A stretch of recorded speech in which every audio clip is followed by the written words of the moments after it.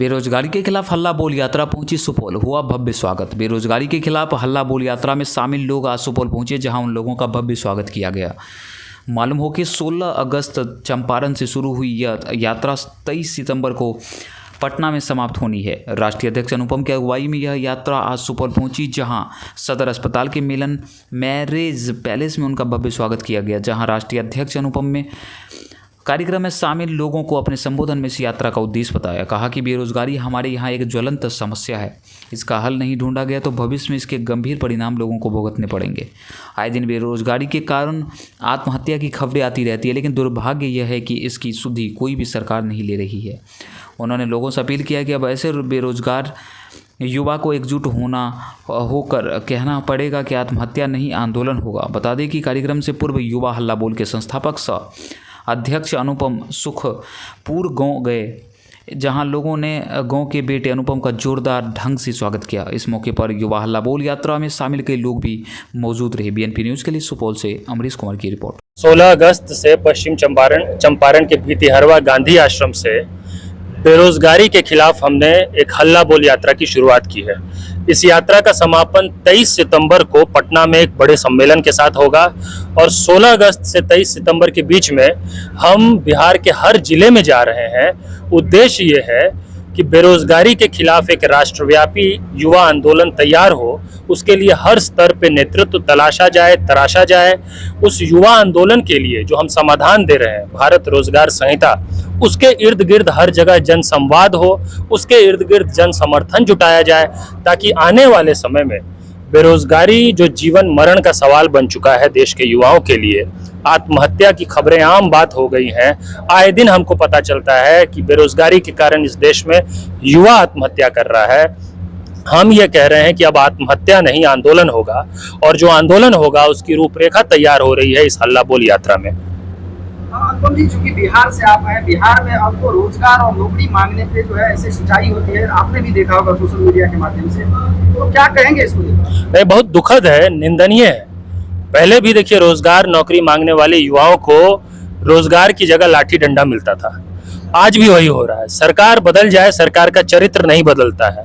सरकार का चरित्र ही जन विरोधी और युवा विरोधी हो गया है। दिक्कत ये है, ये जो लाठीचार्ज हुआ, इसमें हमने मांग किया कि जिस एडीएम ने, आप समझिए उस एक युवक को, जिसको इतने सारे पुलिस बल वहां तैनात थे, वो लोग चाहते तो 2-4 पुलिस वाले मिलके उसको उठा के डिटेन कर लेते आराम से, लेकिन वो उसको बेरहमी से पीट रहा है कैमरे के सामने। उसको इतना आत्मविश्वास कहां से आता है सत्ता को कि वो इस तरह का काम करके भी बच के निकल जाएंगे। इस युवा आंदोलन के माध्यम से हम ये बताना चाहते हैं कि सरकार, बिहार की सरकार, उस एडीएम को बर्खास्त करे। अगर बर्खास्त नहीं करती है तो हम ये मानेंगे कि वो लाठी एडीएम ने नहीं चलाया है, बिहार के मुख्यमंत्री ने लाठी चलाया है।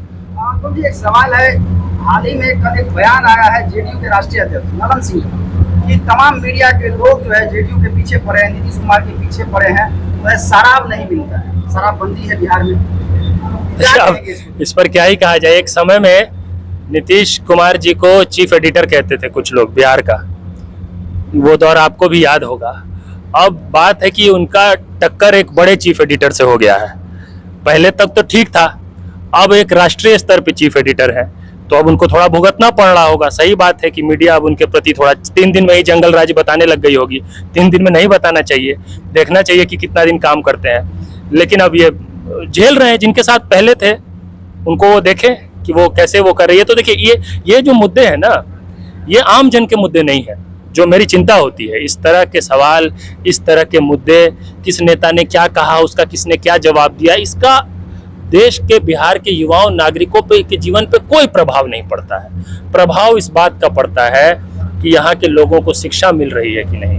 प्रभाव इस बात का पड़ता है कि रोजगार के अवसर मिल रहे हैं कि नहीं। प्रभाव इस बात का पड़ता है कि महंगाई घट रही है कि नहीं।